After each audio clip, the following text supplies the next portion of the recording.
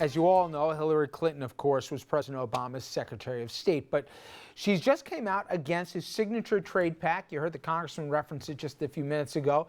She's also calling for the dismantling of the so-called Cadillac tax on high-priced health plans, a key part of Obamacare. And she and the others may embrace the president, but how much will they also try to distance themselves from him? And you know, Jeannie, this question would have seemed a lot more obvious 6, 9 months, a year ago. With all the dysfunction that's gripped Washington and what you see, and we'll talk about next segment on the Republican side, trying to pick a speaker, the president's looking better, and his poll numbers reflect that over the last year. How much do these candidates, where they would have said, I'm not going to be like the last guy, I'm going to be a different person, actually run to his record rather than away from it? I think they're going to try not to do either. I think they're going to try to walk a fine line. Look, it's going to be hard for her to run away from him. She was his Secretary of State. Similarly, if Biden runs, obviously. And because they know the reality, Americans don't elect third-term presidents, and so they don't want to be in that position.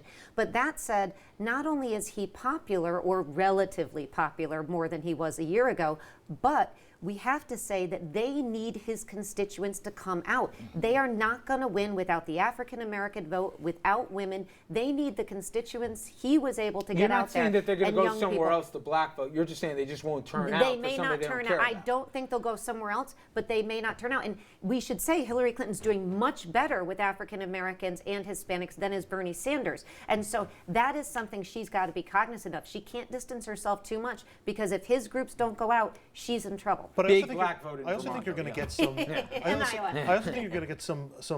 Obama hasn't gone far enough on some issues. On Wall Street reform and regulation, Obama hasn't gone far enough. Maybe on healthcare, on immigration, Obama hasn't gone far enough. So I think there'll be separation, but it may actually be to the president's left, and certainly some of that would be the impact of Bernie Sanders on the stage, and Hillary has moved a little further left on some of these issues as well. So that may be where you get some of the separation too. You said there's a historical element. It's kind of building on what Jeannie was saying, that we don't have a third-term president after FDR, and they changed the Constitution. Even more curious, there's never been, or there hasn't been, a Democrat to succeed a two-term Democratic president or two-term Democratic presidency since 1948, when Harry Truman won. That's 67 years ago. So Obama had his 8 years, and Clinton had his 8 years, going all the way back. LBJ and JFK had a total of 8 years. We haven't had more than 8 years for a Democrat president since 1948. So this election, the general election, is not a gimme for a Democrat, notwithstanding what I think history will regard as a positive record for the Obama administration. The one thing the Democrats do have going for them, of course, aside from the chaos in the House and then the Senate amongst the Republicans, is the Republicans don't really have a candidate who can express what they're for that doesn't scare a lot of Americans. Well, but to that point, if you're a Democrat on stage tonight and they're not going to go after Hillary for whatever reason, do you say, you know what, I'm just going to say I'm not like those other guys, and then just go after the Republicans more than try and stake out the differences that they may or may not have on trade, or where they believe our policy in the Middle East should or shouldn't be? I know in the real world, or we'd love to hear about the policy differences, but it's the safest course of action with the electorate out there to say, please, look at that clown car on the other side of the aisle here. We're not those guys.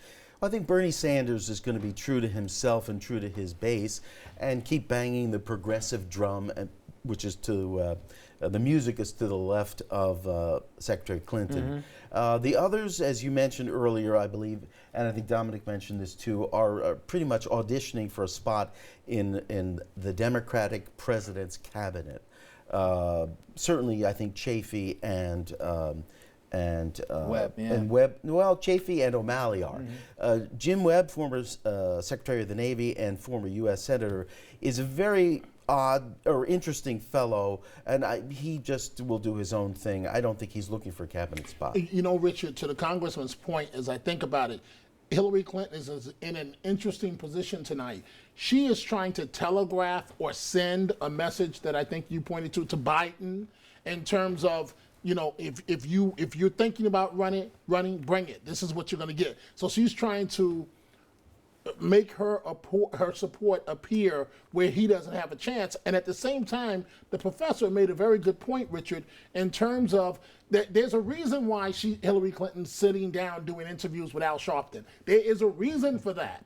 And that is because she's got to find a way to distance herself from Sanders and go to the left of him on gun control or whatever else. But she needs his base. And after the first black president, what is she going? She's got to have that turnout, not a record turnout that he had, but she's got to come close to matching it.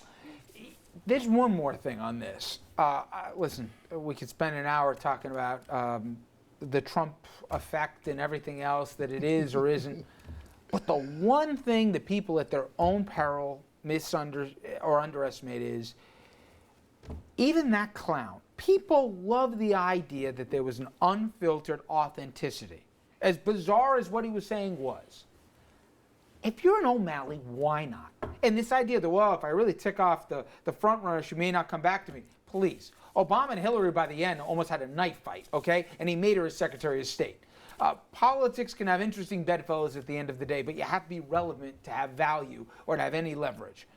Why doesn't one of them just, basically take the filter off and then just start going after, whether it's Hillary on the stage here or saying what they really think about Republicans? I'm not saying go blue, but you get my drift.